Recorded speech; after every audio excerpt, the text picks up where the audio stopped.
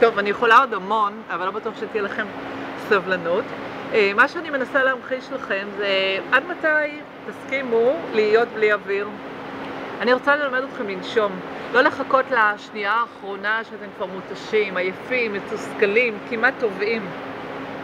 אפשר קודם כל לנשום, ואחר כך לעשות את הדברים. כדי לחשוב נכון, צריך לנשום. לכן אני מאמינה מאוד גדולה בפסק זמן, לא לחכות להגיע לקצה, לא לחכות עד שאתם חנוקים, לא לחכות שמישהו אחר יוציא אתכם מהמים. אני מאמינה שאפשר לשחות במים, לשחות נכון במים, עם האנלוגיה כמובן של החיים בכלל והעבודה בפרט. אני אשמח ללמד אתכם איך לנשום, גם להכניס את הראש ממים ולהוציא אותו במינון הנכון, כדי שתוכלו להמשיך ליהנות מהשחייה.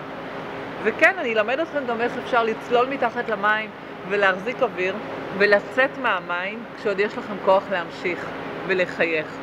מוזמנים לשחות איתי כאן בקאנטרי קלאב של הרצליה, וכמובן גם ללכת איתי על היבשה ולחשוב ביחד על כל מה שאתם רוצים לעשות בצורה מאוד מדויקת ביחד איתכם.